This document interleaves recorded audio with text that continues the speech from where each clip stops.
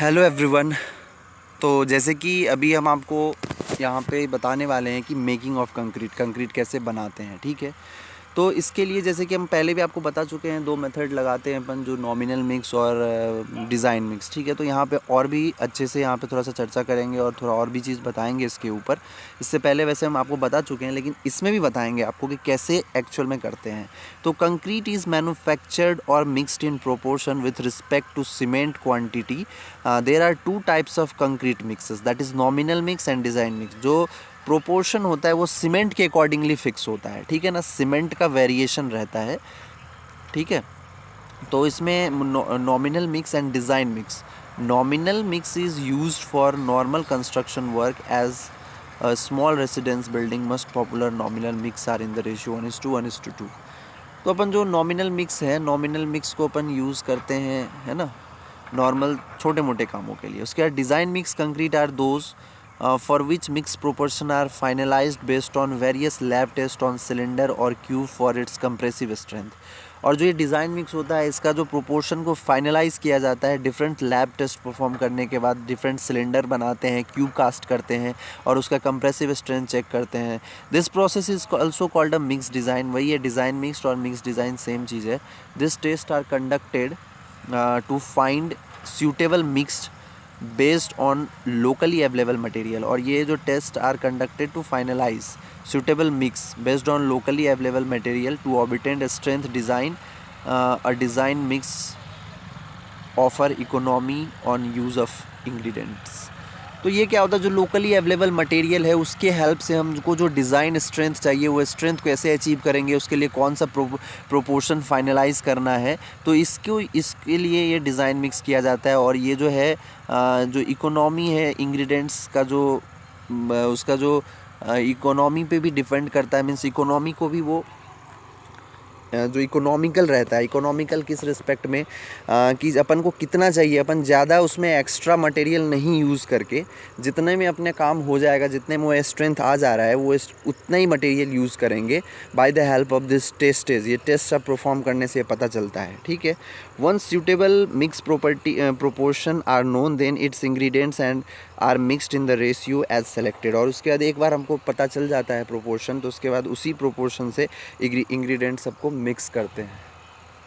ठीक है, इंग्रेडिएंट सबको मिक्स करते हैं। Two methods are use for mixing. और इसको मिक्सिंग करने के लिए दो मेथड यूज़ करते हैं। एक होता है हैंड मिक्सिंग और एक होता है machine mixing. Based on quantity and quality required, the suitable method of mixing is selected in the hand mixing।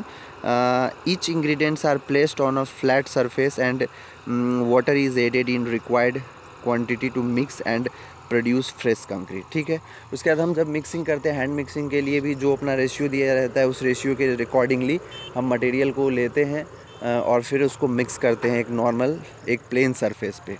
ठीक है, उसके बाद once there is a mixed adequately, it is transported to casting location and poured in formwork। और जब एक बार ये बन जाता है तो फिर कास्टिंग लोकेशन तक इसको हम ट्रांसपोर्ट करते हैं और जो फॉर्मवर्क बनाया रहता है, जो शेप में अपन को कंक्रीट डालना है उस शेप में कंक्रीट को हम डाल देते हैं। Various types of formworks are available which are selected based on usage.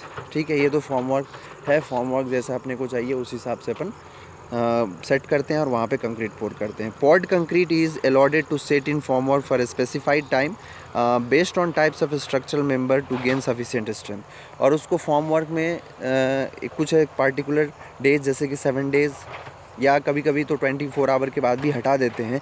वो डिपेंडिंग अपॉन द स्ट्रक्चर है, वो कैसा स्ट्रक्चर है, उसको कितना चाहिए है, कितने दिन तक उसको फॉर्मवर्क देना है, ज़रूरत है, उस हिसाब से हम अपन मैनेज करते हैं इस चीज़ को। After removal of formwork, curing is done by various methods to make up the moisture lose due to evaporation. Hydration reaction required moisture which is responsible for setting and strength gain, so curing is generally continued for minimum 7 days after removal of formwork।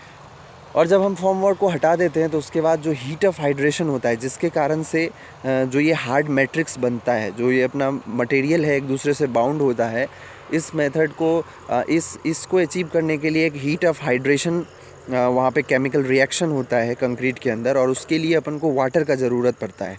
और water का ज़रूरत पड़ता है और water को अपन ज़रूरत पड़ता है तो उस वाटर को अपन क्यूरिंग के रूप में उसको क्यूरिंग करके वो वाटर प्रोवाइड करवाते हैं कंक्रीट को, ठीक है।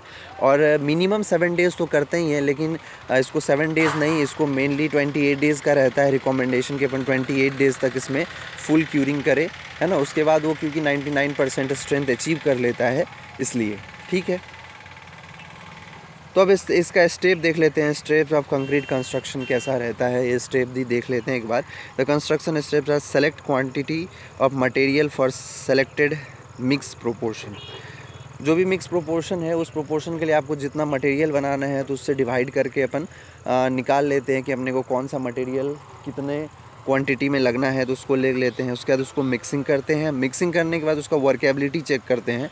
वो डिफरेंट वर्क्स के लिए जो वर्केबिलिटी है, जो स्लम्प टेस्ट होता है वो किया जाता है, और उसका जो वैल्यू आपको मेंटेन करने के लिए बोलता है वो मेंटेन करना रहता है।